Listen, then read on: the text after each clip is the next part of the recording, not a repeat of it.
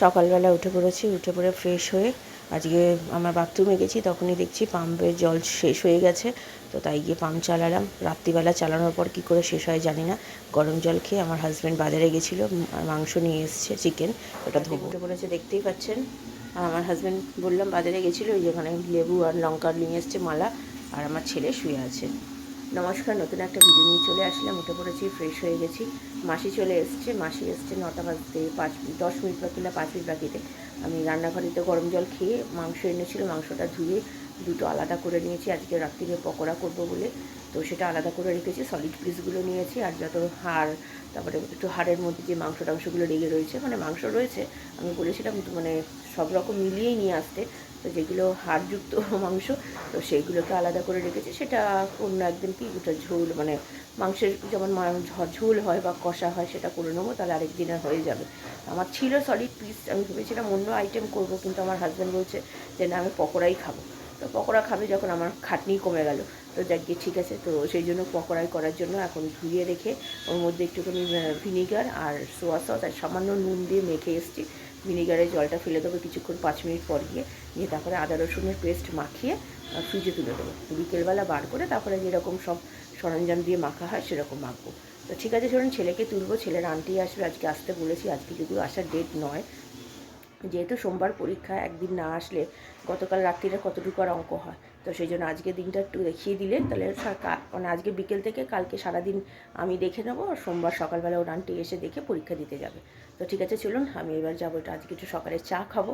তো চা খাওয়া তো হচ্ছে না আজকে, যেহেতু ছেলের পরীক্ষা নেই, তারা নেই, তাই জন্য আজকে একটু চা খাবো। শুধু রান্না বলতে গেলে মাছের ঝাল করবো, তাহলেই হয়ে যাবে।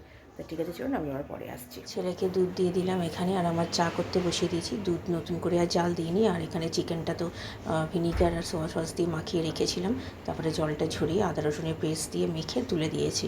বিকেলবেলা বার করবো। এখানে চাও কমপ্লিট হয়ে গেছে, মাসির কাজও হয়ে গেছে। এবার মাসি বেরিয়ে যাবে, এবার আমি রান্নায় হাত দেবো। রান্নার অত আজকে চাপ নেই। ঘরে চলে এসেছি রান্না করতে। ভাত বসিয়ে দিয়েছি দুবেলার জন্য, যেহেতু রাত্রিরে পকোড়া খাবো। তো তার জন্য একেবারে ভাত করে নিচ্ছি, গরম করে নেবো, তাহলেই হয়ে যাবে মাইক্রোওভেনে। ছেলের আন্টি চলে এসছে, পড়তে বসে গেছে। আমার হাজব্যান্ডের স্নান হয়ে গেছে, পুজো করতেও বসে গেছে। তো এখানে দিয়েছি হচ্ছে আগে তেলের মধ্যে কালো জিরে ফোড়ন দিয়ে টমেটো পেস্টটা দিয়ে ভালো করে নেড়ে নুন দিয়েছি, নেড়ে চেড়ে নিয়ে তারপরে আজকে হচ্ছে সর্ষে পোস্ত দিয়ে করছি। পোস্ত ছিল ভেতরে, তো পোস্ত আর সর্ষে একসাথে মিক্সড করে রেখে দিয়েছি, লাস্টে দেবো। আর এখানে জল দিয়ে দিলাম, হলুদ গুঁড়ো, লঙ্কার গুঁড়ো, জিরে গুঁড়ো, সামান্য মিষ্টি কালারের জন্য দিয়ে ভালো করে কষিয়ে মাছগুলোও দিয়ে দিয়েছি, একসাথে কষানো হয়ে যাবে। তেল ছেড়ে দিয়ে মানে কাঁচা লঙ্কা দিয়ে দিয়েছি, জল দিয়ে ভালো করে একটু নেড়ে চেড়ে, অল্পই জল দিলাম যেহেতু আমার পোস্ত রয়েছে আর আমার ওই কালকের বাঁধাকপির ওই পাতুরিটা রয়েছে, সেই জন্য। আর লাস্টে ওই যে সর্ষে পোস্তটা দিলাম, দিয়ে ভালো করে নেড়ে চেড়ে নামিয়ে ফেলেছি। খেতে কিন্তু অসাধারণ হয়েছে। আর আমাদের যা রান্না আছে আমাদের ভালো মতো এবেলা হয়ে গেছে। আর ভাতও হয়ে গেছে, ভাতটা করে নিয়েছি। মানে ভাতটা করতে আজকে একটু সময় লাগলো, অনেকটা ভাত তো, অন্য সময় রান্নাও আগে হয়ে যায় না। আমার ছেলে নিয়ে এসছে আমার জন্য একটু আচার, আমের আচার। আর এটা হচ্ছে ওর আলু কাবলি। এই খেও না তুমি, টক আছে বাবা, খেও না। নিজের পয়সা দিয়ে আমাকে খাওয়ালো। ওর আমারটার মধ্যে লঙ্কা দিয়েছি, কুচো কুচো লঙ্কা, লঙ্কা গুঁড়োও দিয়েছি। Very good.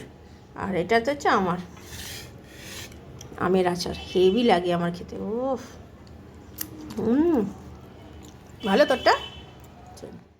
আমরা আচার খেলাম, খাওয়ার পরে এখানে আমার ছেলে আমার সাথে গল্প করছে। আচারটা খেয়ে ওর খুব ভালো লেগেছে। তারপরে আলু কাবলি খেয়ে খুব ভালো লেগেছে। ও তো ভীষণ পছন্দ করে। ওর আচার দিই না ওকে, কারণ ওর ঠান্ডা লাগা ধাত আছে, সেই জন্য। তো এখানে জামা কাপড়গুলো তুলে নিয়েছি, তুলে নিয়ে মোটামুটি শুকিয়ে গেছে। যেগুলো ভেজা উল্টে দিয়েছি। জুতোগুলো, ঘরে পরা জুতোগুলো সব আমার হাজব্যান্ড আজকে কেচে দিয়েছে স্নান করার সময়, মাসিকে দিয়ে আর করাইনি। তো করে দিয়েছে, সেইগুলো উল্টে পাল্টে দিলাম। আর এইদিকে ওই ঘরটা পরিষ্কার করলাম। তো ঠিক আছে, চলুন ছেলে যাবে স্নান করতে। আজকে দুপুরের খাবার গরম করে নিয়েছি, আলু পোস্ত, এটা হচ্ছে পাতুরিটা বাঁধাকপির, আর এই হচ্ছে মাছের সর্ষে পোস্ত দিয়ে মাছের ঝাল। দারুণ হয়েছে খেতে, দেখতেই পাচ্ছেন। একদম মানে কম মশলা দিয়ে যতটুকু করার সেরকমভাবে করেছি। আমার হাজব্যান্ড খেয়ে বললো খুব ভালো হয়েছে। আর পোস্ত সব রান্নাই খুব ভালো হয়েছে, মানে সবাই তৃপ্তি করে আমরা খেয়েছি। আজ আমি এখন খাবো, আমি আর আমার ছেলে। আমার হাজব্যান্ড খেয়ে গেছে বলে তাই বলছি। তা চলুন খাওয়া দাওয়া সেরে নিই, পরে আসছি। কেমন খেলি? মাছের ঝালটা ভালো লেগেছে? তাহলে মাছ খাস না কেন রে? মাছ করিস, মাছ দিলে অর্ধেক ফেলে দিস, খাস না, আমাকে খেয়ে নিতে হয়। বল, এত দামি মাছ, তাও তোকে গোটা মাছ দিই না, হাফ হাফ করে তুই আর আমি নিই। তাহলে এরপরেও যদি তুই এরকমভাবে নষ্ট করিস কি বলবো বল।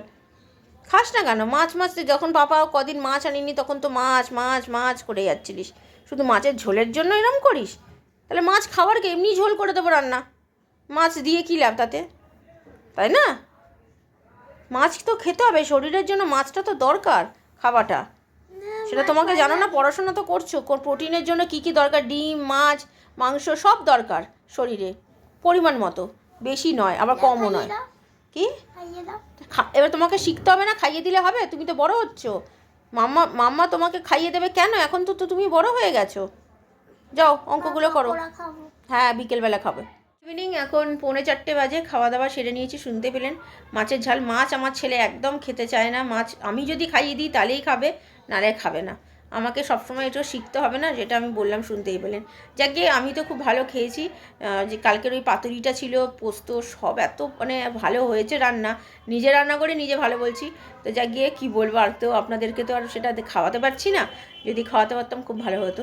তো যাই হোক খুব ভালো রান্না হয়েছে, তো সেটা দিয়ে খেয়েছি। মাছের ঝালটাও একদম গামাকা গামাকা করেছি, যেহেতু দুপদ ছিল এক্সট্রা, সেই জন্য আর বেশি ঝোল রাখিনি, একদম গামাখা করেছি। আমার হাজব্যান্ড বলছিল একটু ঝোল করলে ভালো হতো, তো আমি বললাম তুমি খেয়ে দেখো তাহলেই বুঝতে পারবে। তারপরে খেয়ে বলছে হ্যাঁ হ্যাঁ গামাখা করেছো ভালো হয়েছে, নাহলে না ঝোলগুলো ফেলতে ভীষণ গায়ে লাগে, অত মশলা টশলা দিয়ে করি। আজকে যেটা করেছি পোস্ত আর সর্ষে দিয়ে করে যদি ফেলে দিতে হয় ঝোল, গায়ে লাগে না বলুন? তো সেই জন্য আমি গামাখা করেছি যাতে ফেলতে না হয়, সবার যাতে ভালো মতো হয়ে যায়। তো সত্যি খুব ভালো হয়েছে। আর পকোড়াটা বের করে রেখেছি যেহেতু ঠান্ডাকাল, আর ভাতও বেড়ে রেখে দিয়েছি আলাদা করে, শুধু মাইক্রোওভেনে গরম করে নেবো। তো ঠিক আছে চলুন, আমি এবারে বিকেলে আসছি। দিদিতে বসে গেছে দেখতেই পাচ্ছেন, 7টা বাজতে 5 মিনিট বাকি। আমাদের মাসি তো কাজ করে চলে গেছে, আর রুটির মাসিকে তো বারণ করে দিয়েছি আজকে যেহেতু পকোড়া হবে। এখন যাব অল্প করে একটু পকোড়া ভাজবো, ছেলে আর আমি খাবো, আর আমার হাজব্যান্ড বলেছে একবার রাত্রিবেলা ভাত দিয়েই খাবে। তো চলুন এখন ও সন্ধ্যেটা দিয়ে, ও দুপুরবেলা পড়ছিল, আমি একটু শুয়েছিলাম। আমার আবার মনে হচ্ছে ঠান্ডা ঠান্ডা লাগছে, জানি না, গত সপ্তাহ ঠিক এরকম সময় ঠান্ডা ঠান্ডা লেগেছিলো, আবার ঠিক হয়ে গেছিলো ওষুধ খেয়ে। দেখি মনে হচ্ছে আজকে রাত্রিটা আবার একটা ওষুধ খেতে হবে। তো চলুন পরে আসছি। চিকেনটা তো বার করে রেখে দিয়েছিলাম সেই 3টে নাগাদ খাওয়া দাওয়ার পরে। তো এর মধ্যে এখন নুন, একটু সামান্য মিষ্টি, লঙ্কার গুঁড়ো, আর কী বলে ভুলে গেলাম নামটা, আর গোলমরিচ গুঁড়ো দিয়ে ভালো করে মেখে নিলাম। মেখে নেওয়ার পরে ওই এখানে আলাদা করে চিকেন পপকর্ন বানালাম এখন, আর রাত্রিবেলা এমনি পকোড়া বানাবো, যেমন নর্মাল পকোড়া হয় সেরকম। আমার ছেলের অনেক দিনের ইচ্ছে যে পপকর্ন যে চিকেনগুলো হয় সেগুলো খাওয়ার, তো তার জন্য ময়দা নিয়ে নিয়েছি আলাদা করে। ময়দার মধ্যে চিকেনগুলো দিয়ে জলের মধ্যে ঠান্ডা বরফের জল বার করেছে ফ্রিজ থেকে, দিয়ে আলাদা আলাদা করে রেখে আবার ইয়ের মধ্যে দিলাম, ময়দার মধ্যে দিয়ে। আপনারা হয়তো জানেন, আপনারা অনেকবারই হয়তো করেছেন, আমি এই ফার্স্ট টাইম করছি। তো দিয়ে যেমন তেলের মধ্যে ভাজা হয়, অল্প তেলেই ভেজেছি, বেশি ডিপ ফ্রাই করিনি। তো এই অল্প তেলের মধ্যে সবগুলো ভেজেছি, খেতে একদম ওরকমই হয়েছে যেরকম পপকর্ন হয়। আমি ভাবিনি এত ভালো হবে। আমার ছেলে তো খুব খুশি, বলছে রাত্রিরও মাম্মা ওরমভাবে করো, কিন্তু না ওটাতে না আয় দেয় না, এটাতে অ্যাকচুয়ালি রাত্রিরে ভাত দিয়ে খাওয়া হবে। তো ছেলের আনন্দ দেখেছেন। তো ঠিক আছে চলুন, রাত্রিবেলা যখন ভাজবো এমনি নর্মাল পকোড়া ভাজবো। এখন 8টা বাজতে মানে 7:45 বাজে। তো খেলাম পকোড়া, যেটাকে আমি পপকর্ন পকোড়া যেটাকে বলে। তো চিকেন পপকর্ন এত ভালো হয়েছে, নুন মিষ্টি ঝাল সব একদম পারফেক্ট হয়েছে, ভাবতে পারিনি এত ভালো হবে। আগেও বলেছি এই কথাটা। আমার ছেলে তো খুব খুশি, আমার হাজব্যান্ড খেলো না। আমার হাজব্যান্ড এসেছিলো, এসে একটা কাজ ছিল সেটা করে বেরিয়ে গেল। আমি বললাম খাবে, বললো যে না আমি খাবো না, একেবারে রাত্রিবেলায় ভাত দিয়ে খাবো। ও এরকম খেতে চায় না খুচকাজ করে, ও একেবারে ভাত দিয়েই খায়, কারণ কি একবার খেয়ে নিলে না পরে আর ভাত দিয়ে ভালো লাগে না। তো সেটাই ওর মনে হয়, সেটাই হয়, তো ও যেটা বলে, তো সেই জন্য ও আগে থেকে খায় না। আমরা কিন্তু খাই একটু, আমরা খেতে ভালো লাগে এমনি শুধু শুধু, তো তার জন্য প্রত্যেকবারই তো দেখেন আমরা খাই।